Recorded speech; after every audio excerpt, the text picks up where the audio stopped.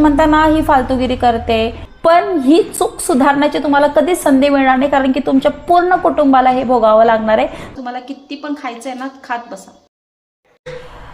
तर मंडळी, हा व्हिडिओ काय जस्टिफिकेशन किंवा मी ज्या गोष्टी केल्या त्याच्यावरती उत्तर म्हणून नाही आहे, तर मला फक्त एक सोशल अवेअरनेस पसरवायची होती। त्यामुळं मी कालचा जो रील टाकला आणि तो इन्स्टावर अतिशय व्हायरल तर गेलाच आहे, पण त्याच्यामुळे मला खूप जास्त बेनिफिट पण असा झाला की बरेच NGO माझ्याशी कनेक्ट झाले, बरेच मुंबई, सोलापूर, बीड, सातारा, बऱ्याच ठिकाणचे लोक, इवन कोल्हापूरचे पण लोक कनेक्ट झाले की ताई आम्हाला ते पपीज हवे आहेत, आणि जे स्ट्रीट डॉगसाठी NGO चालवतात ते सुद्धा लोक कनेक्ट झाले। तर मंडळी, माझा एक त्या मृत्यू झालेल्या पिल्ल्याला घेऊन व्हिडिओ करणं हा कुठलाच फेमस होण्याच्या उद्देशाने अजिबात नव्हता। जर मला फेमस व्हायचं असतं तर मी गेले 7, 8, 9 महिने झाले, जवळपास वर्ष होत आलं असेल की मी 2 मोठ्या कुत्र्यांना पाळते म्हणण्यापेक्षा त्यांचं खाणं पिणं, मला 3 लिटर दूध मला 3 लिटर नाही 3 पिशव्या दूध लागते दिवसाला, आणि आम्ही चहा पिणारे माणसं नाही आहेत, तर मला त्या कुत्र्यांना खाऊ पिऊ घालायला लागते, त्यांना दूध देते, खाया प्यायला घालते, हाताने भरवते, त्यांनी केलेली शी वगैरे सगळं मी काढते। जर मला खरंच फेमस व्हायचं असतं तर मी जे स्ट्रीट डॉग आहे त्यांचं मी करते असं दाखवून मी फेमस झाले पण असते, पण मला कुठली सिंपती गेन किंवा कुठलंच काहीच करायचं नव्हतं। ज्यावेळेस पावसाळा होता त्यावेळेस ती माया, आता जिचे पिल्ले आहेत माझ्या घरामध्ये, ती माया पावसात भिजत होती। त्यावेळी आमच्याकडे ऑलरेडी एक कुत्रं होतं, म्हणजे तेच रस्त्यावरच होतं, पण त्याला पण आम्ही अस्त्रा थांब हां जा हां तर आधीच एक आमच्याकडे कालू होता, तो पण स्ट्रीट डॉगच होता, पण मी एक संरक्षण असावं आपलं त्यामुळं मी त्याला आमच्या दारात ठेवलेलं। वैशू मायाला घेऊन आली की वैशू मला म्हटले की आई ही ना पावसात भिजत होती तर कापते, हिला आपल्याकडे ठेव। तर ती ऑलरेडी चिखलात खूप घाण झाली होती, तर मी तिला म्हटलं वैशू पोर्च पूर्ण खराब होते आपला, तिला नको ठेवू इथं। तर वैशू म्हणते की नाही आई पाऊस कमी झाला की आपण तिला पाठवून देऊ। असं म्हणता म्हणता पावसाळा, तुम्हाला माहिती आहे पावसाळा काय संपत नाही, जेव्हा जेव्हा पाऊस पडेल तेव्हा तेव्हा ती घ्यायची। असं करता करता कालूला जेवण, मायाला जेवण, म्हणजे तिचं नाव माया नव्हतंच मुळात, तिचं नाव बसंती आहे, पण आम्ही तिचं नाव माया ठेवलं। असं करता करता करता तिच्याशी कधी लढा लागला काहीच कळलं नाही। हिवाळ्यामध्ये ती प्रेग्नेंट राहिली, ती प्रेग्नेंट राहिल्यापासून तर मला तिच्यावरती जास्तच प्रेम व्हायला लागलं। ज्यावेळेस तिला बाळ होणार होते, तिचं पोट अगदीच मोठं झालं होतं, तर ती 2 दिवस गायब झाली होती। तर तुम्हाला विश्वास नाही बसणार, सचिनला माहिती आहे, धनश्री म्हणून माझी एक मैत्रीण आहे, धनू म्हणून आहे, तिला एक माहिती आहे, आणि माझे जवळचे काय लोक आहे त्यांना माहिती की मी रात्री मुलांना झोपी घालून मी अख्खा एरिया शोधून काढलाय। भाजीवाल्यांना पण माहिती आहे की मी अख्खा गल्ली बोळ्यातनं त्या कुत्रीला शोधत होते। मला सचिन बोलला होता की ती कुठेतरी खड्डा खोदत असेल लेकरांसाठी, ती आपल्या पोर्चमध्ये देणार नाही, तिला सेफ फील नाही होत, कारण की इथे कालू असायचा, तर ती इथं पिल्ले देणार नाही। आणि मी पूर्ण तयारी केली होती की तिच्या बाळणपणाची, तिला जर मला खरंच फेमस व्हायचं असतं मंडळी, तर मी मायाला तुपाची चपाती करून द्यायचे सकाळ संध्याकाळ, एकदम मस्त पराठासारखा, दूध द्यायचे, पाणी मिक्स न करता असं एकदम नॉर्मल पाणी पिशवी धुवून टाकतो तसंच मी तिला नुसतं दूध पण प्यायला द्यायचे, दही साखर द्यायचे, मी तिला भात, तिला जे आवडतं ते द्यायचे, अंडा चपाती द्यायचे। मी एवढं काय केलंय, मी तिला ताप आलेला असताना सुद्धा तिची काळजी घेतली। मी अशा वेळी कधीच व्हिडिओ नाही केला, कारण की माझं निस्वार्थ प्रेम आहे या प्राण्यांवरती। मला कुठलं जस्टिफिकेशन द्यायचं नाही, मला हेच सांगायचं आहे की जी लोक मला म्हणतायत ना की ही फक्त ड्रामा करते, हिचं नेहमीचंच आहे रडायचं पडायचं, व्ह्यूजसाठी, लाईकसाठी, फेमस होण्यासाठी असं करते, तर मुद्दा हा फेमस होण्याचा अजिबात नाही आहे। मी सहज व्हिडिओ टाकला की लोक लाखात बघतात मला शॉर्ट्समध्ये, माझं चॅनल मुळात शॉर्ट्सवरतीच चालते। तर मला काय म्हणायचं आहे की मला खरंच फेमस होण्यासाठी हे करायचं नव्हतं। माझ्याकडे जे आहेत पिल्ले त्यांना कोणीतरी घ्यावं, कारण मी इथे हार्डली फेब्रुवारी महिन्यात फक्त 15 दिवस आहे नाशिकमध्ये, आणि त्याच्यानंतर मी मार्चमध्ये फक्त त्यात पण मी 20 दिवसच असेल, त्याच्यानंतर आम्ही नाही आहे इथे। त्याच्यानंतर या पिल्ल्यांचं काय होणार? आणि राहिला प्रश्न, जी भैरवी गेली, मुळात या 3 पिल्ल्यांपेक्षा ती खूप वेगळी होती।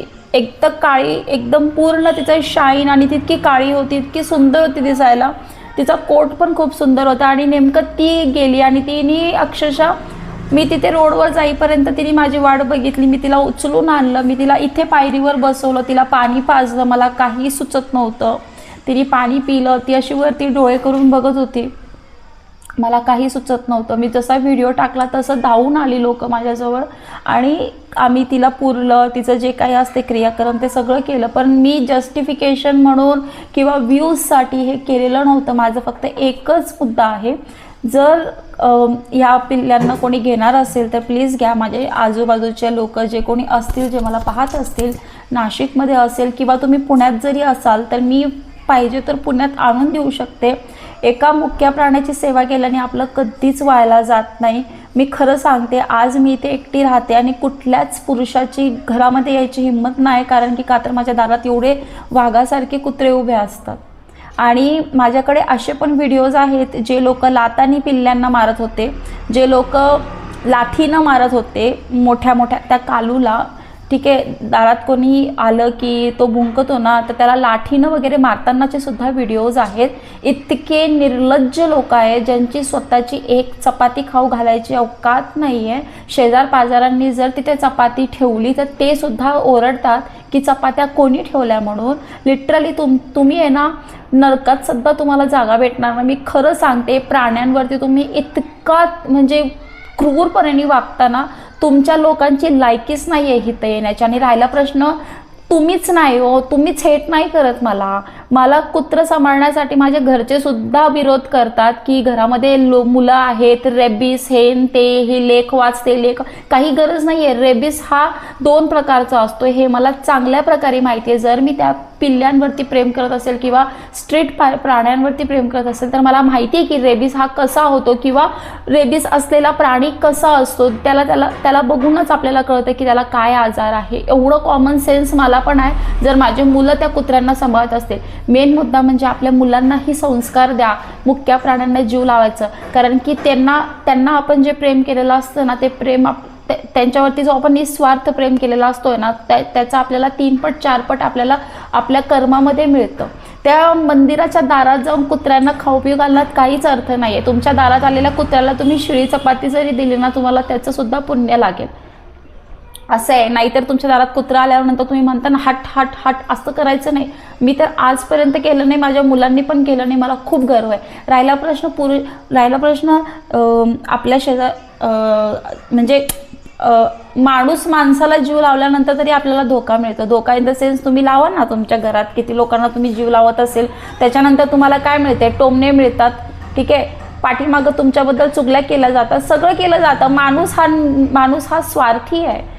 त्याचा स्वार्थ संपला ना की तो तुम्हाला असंच बघणार. पण कुत्रा असं कधीच करणार नाही, तो आयुष्यभर लक्षात ठेवेल. प्लस तो गेल्यानंतर सुद्धा त्याची ब्लेसिंग्स तुम्हाला लागेल. मी एवढं खाऊ पिऊ घालते ना या कुत्र्यांना, जवळपास हे 4 पिल्ले होते. आता हा राहिला प्रश्न, लोक म्हणतात ना की तुझ्या दारामध्ये कुत्रे झाले, तुझी जबाबदारी. तर मुळात हे कुत्रं माझ्या दारात जन्मलेलं नाहीच आहे. हे तिकडं कुठेतरी पाण्याच्या टाकीकडं झाली होती. तिला शोधत आम्ही 3 दिवस शोध काढला तिचा आणि आम्हाला कळालं की ती परवा म्हणजे रात्रीला म्हणजे तिने पिल्ले दिले. 3 पिल्ले तिचे थंडीत मेले होते, कारण इतकी थंडी होती त्या टायमाला. डिसेंबर महिन्यात खूप जास्त भयानक थंडी होती आणि त्या थंडीमध्ये ती मेले पिल्ले. मग मी सचिनशी फोनवर संभाषण केलं. मी म्हटलं, सचिन जर असंच ठेवलं ना तर हे झालेले पिल्ले पण मरतील. तर सचिन बोला, ठीक आहे, त्यांना पोर्चमध्ये घेऊन ये, त्यांना थोडंसं ऊब वगैरे हे कर. मग त्यांना पोर्चमध्ये ठेवलं. पण जेव्हा जास्त थंडी वाटायची ज्या दिवशी, त्या दिवशी आम्ही तिला आमच्या बेडरूममध्ये घेऊन त्यांना झोपायचो अक्षरशः. आणि माया पण आमच्यासोबत रात्रभर झोपायची. तिला सू आली की तिला रात्री आम्ही बाहेर पाठवायचो, सू करून यायची. ती अशी, आम्हाला कळतं प्राण्याला कधी सू आली, शी आली की ते दारात असे उभे राहतात, मग त्यांना आम्ही सोडायचो बाहेर. म्हणजे असं नाही आहे, जर मला कंटेंटच करायचं असतं तर मी हे सगळ्या गोष्टी शूट केल्या असतात. मला माहिती आहे की मला काय दाखवायचं काय नाही दाखवायचं. माझं हेच म्हणणं आहे की मुक्या प्राण्यांना जीव लावा. त्यांना जीव लावलेला कधीच व्हायला जात नाही. माणसांना जीव लावून काहीच अर्थ नाही आहे. ती माणसं आपल्यावरती उलटे पडतातच. माझा तर इतक्या वर्षाचा अनुभव आहे. मी जीव लावायला गेलं तर मी पार सगळं हे करून देते, पण मला त्याच्या रिटर्नमध्ये 0 मिळतं. 0 म्हणजे 0. तुम्ही समजून घ्या. आता मी का शून्य म्हणते किंवा का नाही म्हणते, मला रिटर्नमध्ये प्राण्यांपासूनच प्रेम मिळालेलं आहे, इतर कोणीच नाही. त्यामुळे मला तुम्हाला काय समजायचं आहे तुम्ही समजा. तुम्ही म्हणता ना ही फालतूगिरी करते, अशा वाईट सिच्युएशनला हिला कसं काय व्हिडिओ काढायचा सुचला. व्हिडिओ काढायचा सुचला कारण की तुम्हाला कळायला पाहिजे की तुम्ही गाडी चालवत असताना मुक्या प्राण्यांच्या अंगावरनं तुम्ही गाडी चालवताय ना, ठीक आहे तुमच्याकडनं चूक झाली, पण ही चूक सुधारण्याची तुम्हाला कधीच संधी मिळणार नाही, कारण की तुमच्या पूर्ण कुटुंबाला हे भोगावं लागणार आहे. ज्याने कोणी त्या माझ्या भैरवीच्या अंगावरनं गाडी चालवली ना त्याला तर भोगावंच लागणार. ठीक आहे तू चुकून केलायस मान्य आहे, परंतु तुला भोगावंच लागणार आणि तुझ्या अख्ख्या परिवाराला भोगावं लागणार तू जे केलंयस ना, ठीक आहे. आणि प्लस चूक कोणाकडनंही होऊ शकते, पण त्याचं प्रायश्चित्त तुम्हाला जर झालं तर ठीक. प्रायश्चित्त जर तुम्हाला माहिती पण नसेल ना की तुम्ही चूक केली आहे तर मग तुमचं काय हे नाही. मला काहीही सिंपती किंवा काहीच करायचं नाही आहे. आता असे 3 पिल्ले राहिलेले आहेत आणि मला असं वाटतं की जर खरंच कोणी असेल ना की ज्यांना मुक्या प्राण्यांवरती म्हणजे ज्यांचा जीव असेल त्यांनी खरंच घेऊन जा आणि जीव लावा. काहीच नाही. तुमच्या घरामध्ये शिळं अन्न असेल ना ते सुद्धा ते खातात. असं नाही की तुम्ही ताजंच करा. मी तर ताजंच खाऊ घातलं त्यांना, एकदम म्हणजे गरम गरम केलं आणि मी त्यांना खाऊ घालते, पण मी शिळं कधीच नाही खाऊ घालत त्यांना. उलट शिळं मी टाकून देते, पण मी शिळं कधीच नाही खाऊ घातलं.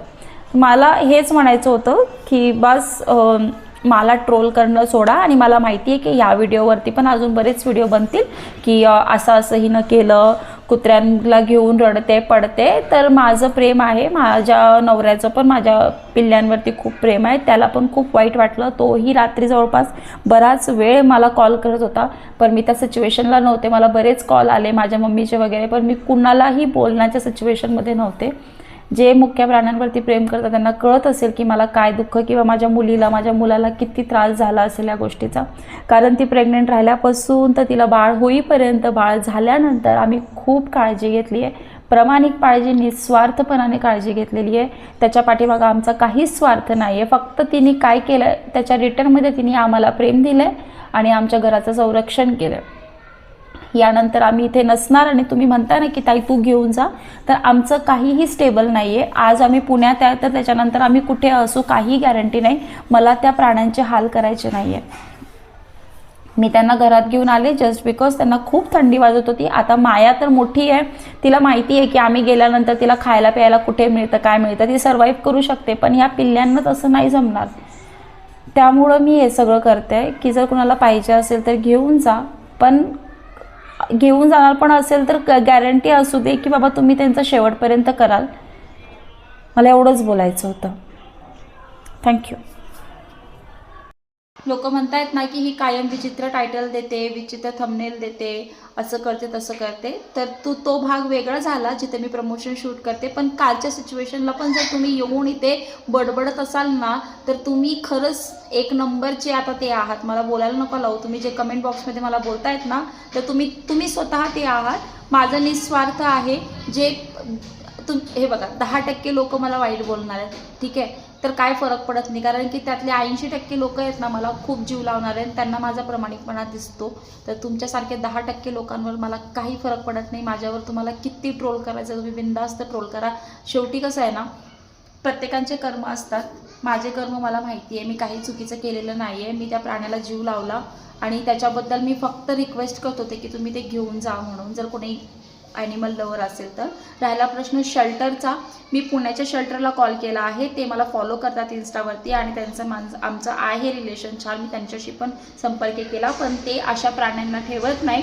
त्यांच्याकडं आजारी असणारे प्राणीच असतात आणि चांगल्या प्राण्यांना ते घेत नाही तिथे. त्याचबरोबर मी नाशिकमध्ये पण कॉन्टॅक्ट केला, तर नाशिकमध्ये पण सेम सिच्युएशन आहे की ते फक्त जे कुत्रे आजारी असतात त्यांनाच ठेवतात, पण ते दुसऱ्या कुत्र्यांना ठेवत नाही. कारण की दुसरे पिल्ले पण इफेक्टेड होऊ शकतात आणि त्यांना आजार लागू शकतो, ठीक आहे. तर मला माहिती आहे की तुमची अक्कल कुठपर्यंत जाणारे शेण खायला, तर तुम्ही तिथपर्यंतच विचार करू शकताय. माझा जो मोटिव्ह होता चांगल्या लोकांपर्यंत जायचा तो गेलेला आहे ऑलरेडी. ठीक आहे. तर तुमच्यासारखे दडभद्री लोकांनी कितीही माझ्याबद्दल पेरलं किंवा काही केलं तर काही फरक पडत नाही, कारण की तुम्ही फक्त एक नाही आहे, असे बरेच लोक आहेत जे मला नाव ठेवतात. इवन माझ्या समोर सुद्धा माझ्या शेजार वगैरे बरेच लोक आहेत जे मला सपोर्ट पण करतात आणि माझ्याबद्दल वाईटही बोलतात. असे 2 प्रकारचे लोक माझ्या लिटरली आजूबाजूला असतात, त्यामुळे मला काहीच फरक पडत नाही. ठीक आहे. त्यामुळे तुम्हाला किती पण खायचं आहे ना, खात बसा.